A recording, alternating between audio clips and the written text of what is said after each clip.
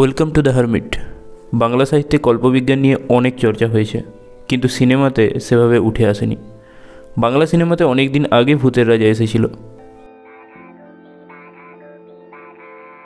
তখন হয়তো কেউ এরম অস্বাভাবিক জিনিসের কথা ভাবেনি।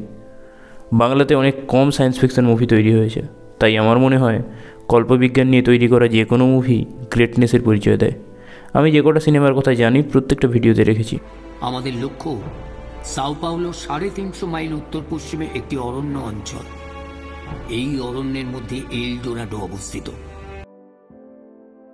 বনি শীর্ষেন্দু মুখোপাধ্যায়ের লেখা গল্প থেকে সেম নামেই সিনেমাতে অ্যাডাপ্ট করা হয়েছে। তো গল্পটা এরম ছিল, একটা বাঙালি দম্পতি বিদেশে থাকে, তারা নিজেদের জীবনে খুব হ্যাপি। যখন তাদের বাচ্চা হয় তারা লক্ষ্য করে কি তাদের বাচ্চার মধ্যে কিছু সুপার পাওয়ার আছে।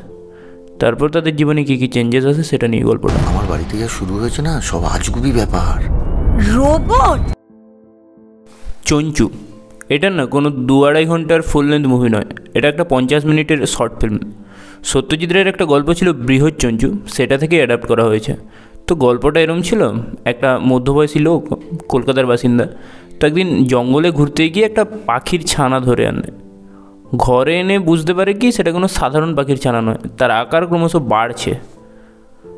তারপর তার জীবনে কী কী চেঞ্জেস আছে সেটা নিয়েই গল্প। পাখি আর মানুষের বন্ডিংটাকে লেয়ারে রেখে কল্পবিজ্ঞানের মোড়কে সাজানো একটা দারুণ গল্প। ইউটিউবে গিয়ে দেখে আসতে পারো, ফ্রিতেই পাবে।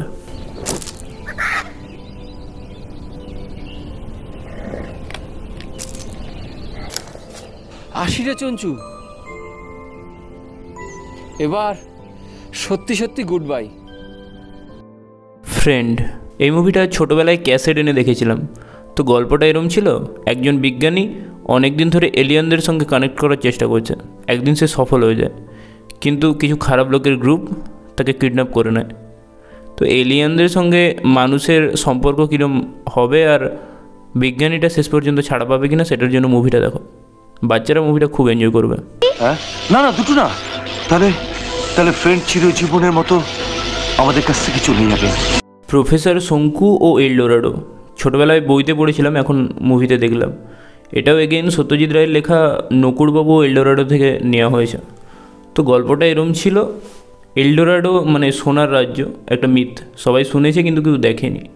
একদিন বিশ্ববিখ্যাত বিজ্ঞানী প্রফেসর শঙ্কুর কাছে নকুড়বাবু আসেন। তিনি তার অদ্ভুত ক্ষমতার কথা জানান যে তিনি মানুষের মন পড়তে পারেন আর ভবিষ্যৎ দেখতে পান। প্রফেসর শঙ্কু তাকে নিয়ে একটা বিজ্ঞান সম্মেলনে বেরিয়ে পড়েন। তারপর সেখান থেকে তাদের এল ডোরাডোর যাত্রাপথ সম্বন্ধে জানতে হলে মুভিটা দেখতে হবে। কসমসের লেখাটা পড়া বন্ধ করলাম বলে মার্জনা চাইছে। আপনার সঙ্গে সামান্য কয়েকটা কথা বলার প্রবল বাসনা নিয়ে এসেছি আমি জানি আপনি আমার মনোবাঞ্ছা পূর্ণ করবেন। হ্যাঁ, পাতাল ঘর ছোটোবেলায় যতবার টিভিতে দিত দেখতাম, এখন আবার ইউটিউবে খুঁজে খুঁজে দেখেছি। পরে জানলাম কি এটাও শীর্ষেন্দু মুখোপাধ্যায়ের একটা গল্প, পাতাল ঘর থেকে নেওয়া।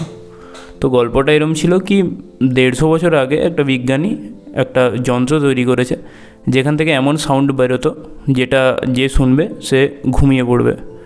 তো সেটা জানতে পেরে একটা অন্য গ্রহ থেকে একটা প্রাণী আসে সে যন্ত্রটা খোঁজার জন্য, কিন্তু বিজ্ঞানী ওই যন্ত্রটা চালিয়ে তাকে ঘুম পাড়িয়ে দেন। প্রায় 150 বছর কেটে গেছে, তারপর একজন ছেলে ওই বিজ্ঞানীর একটা ডায়েরি খুঁজে পান যেখানে ওই ঘুম পাড়ানোর যন্ত্রটার উল্লেখ আছে। তারপর তিনিও খোঁজা শুরু করেন। এরপরে গল্পটা কোন দিকে এগোয়, যন্ত্রটা খুঁজে পাওয়া যায় কি না সেটা দেখতে হলে মুভিটা দেখতে হবে।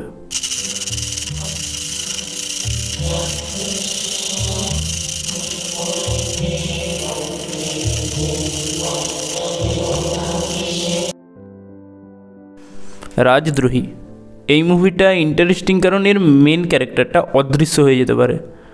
তো গল্পটা এরম ছিল কি, একটা বিজ্ঞানী ল্যাব টেস্টের সময় একটা ওষুধের প্রয়োগ করে অদৃশ্য হয়ে যায়। তার অ্যান্টিডোট মানে যেটা প্রয়োগ করলে আবার সে দৃশ্যমান হবে সেটা তার বাবার কাছে আছে। তো তার বাবাকে খুঁজতে গিয়ে সিস্টেমের অনেক সিক্রেট রিভিল হয়। আজ আমি সবাইকে দেখছি কিন্তু আমাকে কেউ দেখতে পাচ্ছে না।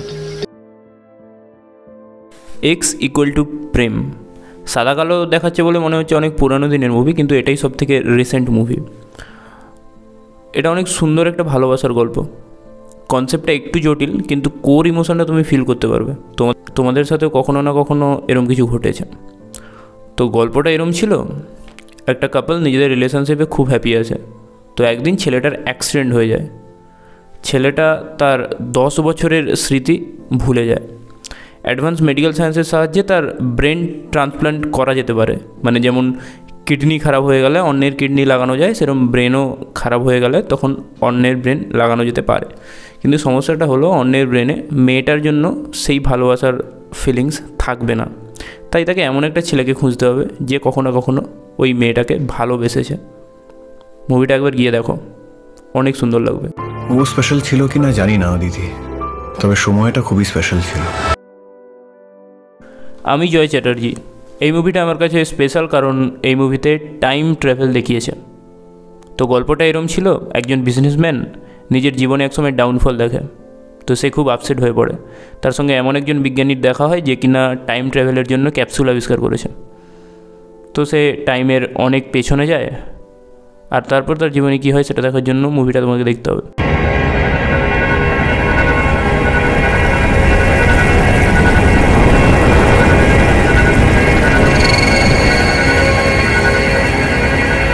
তো এখানেই ভিডিওটা শেষ করছি। আমার এই কটাই মুভি দেখা ছিল। যদি বাংলাতে আরও কিছু মুভি হয়ে থাকে সায়েন্স ফিকশনের উপর আর তোমরা দেখে থাকো তাহলে কমেন্টে জানিও। পরের ভিডিওতে দেখা হচ্ছে। Till then, good bye.